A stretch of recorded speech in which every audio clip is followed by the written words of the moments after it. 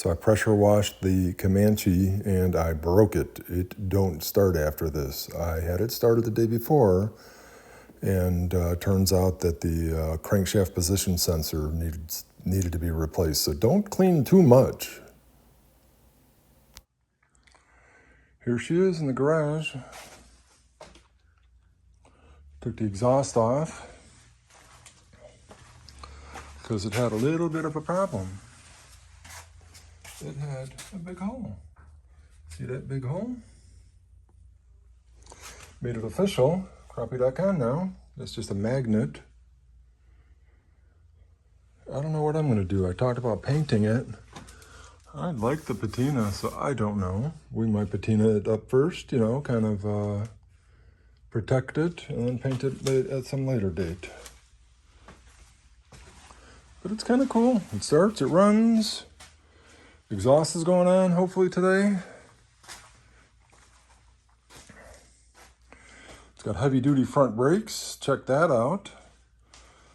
You know, they're different than the ones on my XJ. They're truck brakes.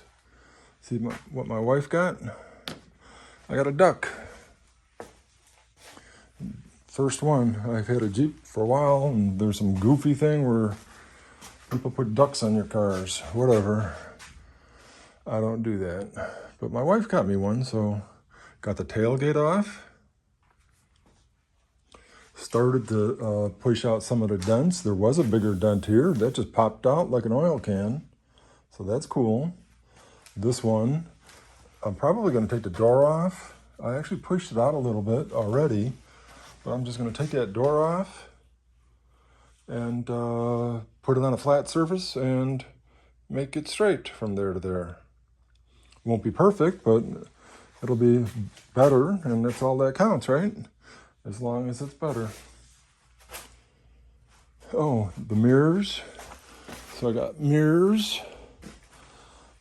I gotta make them, it's too clean, right? I gotta put, I got replacement mirrors. I could just take them off and put them onto this, which is what I might do. But even if I do that, I gotta dirty them up or something. Because I think these are original, and it's solid on there. So the driver's side is not solid on there. I'll have to figure that one out. It's cool. I kind of dig it. It's got some heavy-duty stuff underneath.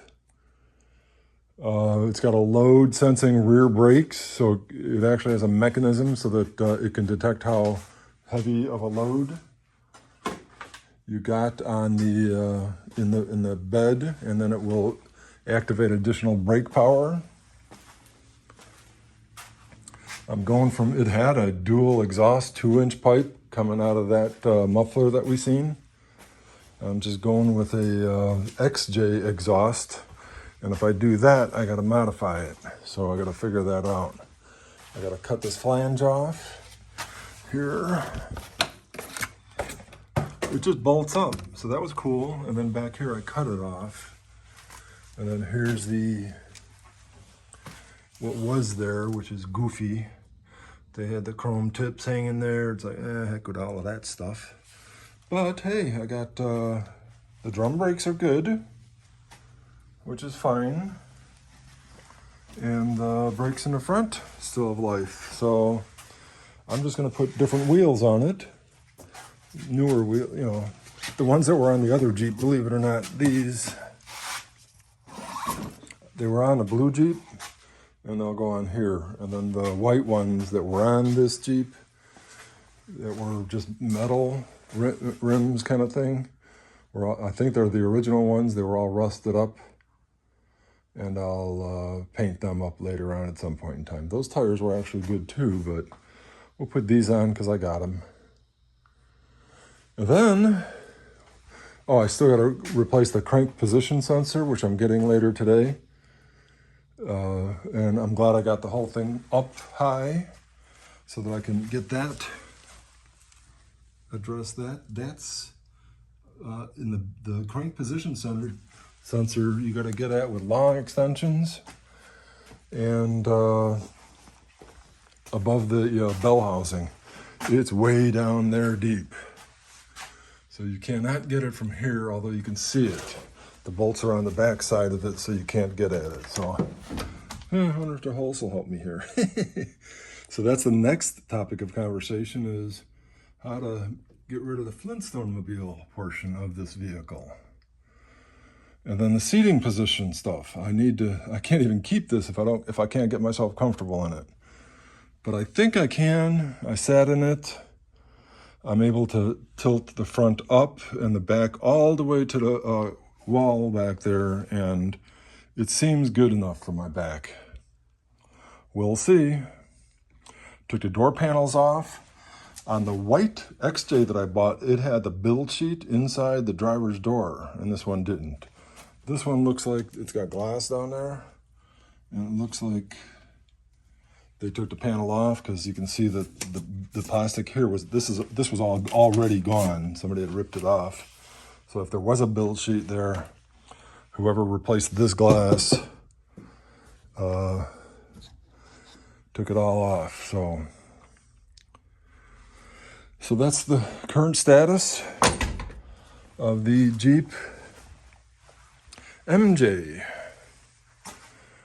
So I can't even run it with no exhaust. So I got to get the exhaust on. I can't run it without a crank position sensor. So I got to do that, and I can't move it comfortably without having seats and a floor, right?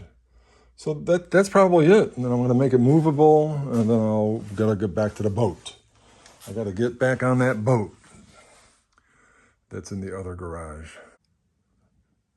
So I thought I'd show you the underneath of it. Nothing like when I used to work on BMWs. Look at all the space. Oh, and the crankshaft position sensor. It's way up there. No. I can't even see it from here. But this is the exhaust. It bolts on for square. So I got to waiting for an exhaust to come in the mail. But the crank position sensor is way up there. It takes a lot of long sockets. Yeah, I could see it actually. I don't know if you can. Where is it? It's back there. I don't know if you said that's it. All right. So, manual transmission, no oil cooler, see-through floor, very see-through. Look at that, there's the brake release. So if you ever need the brake release and you happen to be underneath the car, that's how you can get at it. That's all the wiring that I was messing with the other day. Do you remember that? The blue portion is the ignition switch. It actually goes on the column. I just have it hanging there. So I'm actually hot wiring this car, running it. So exhaust is cool all the way to back here. And then here I took off the old one because it had a big hole. I had a long drive shaft on a Jeep. Usually you got short drive shafts because you don't have a long bed pickup truck. And this is a long bed pickup truck, Jeep, 7-foot bed. It's long bed for Jeep because it came with a 6-foot and a 7-foot bed. But this is the bottom end. Look at the space. Doggy's barking. Doggy's barking. I don't know what the heck they're barking at. But this is the Jeep. This is based on an XJ. The XJ actually is from here forward. It's all Jeep XJ, Jeep Cherokee. And then from here back, it's all Jeep Comanche. And this is how they tied in. The front is all unibody, right? That's all unibody. And then it transitions from unibody to frame right here. And look at this thing. This thing's huge. This is huge of a frame.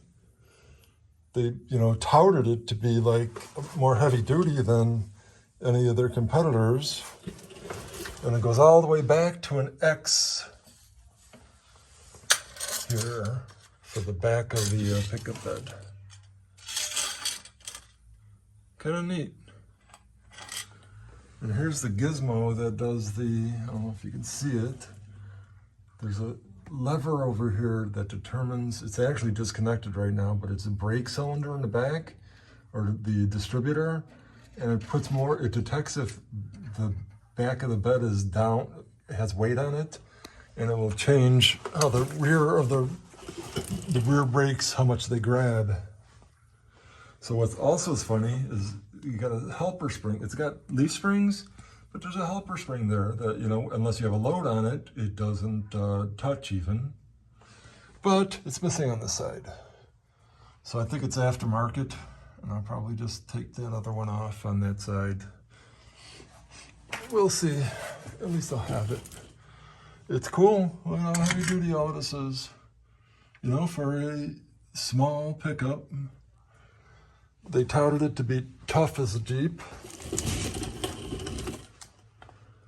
The long bed, you get a bigger gas tank, so that's cool. And really, there's not a lot, you know, there's no rust. This is Florida rust, where just the floor pans get rust because Jeeps leak water into the center of the body. See, look at this, there's no rust. It's pretty cool. I can dig it. All right, I guess now I'm done. Thanks, y'all.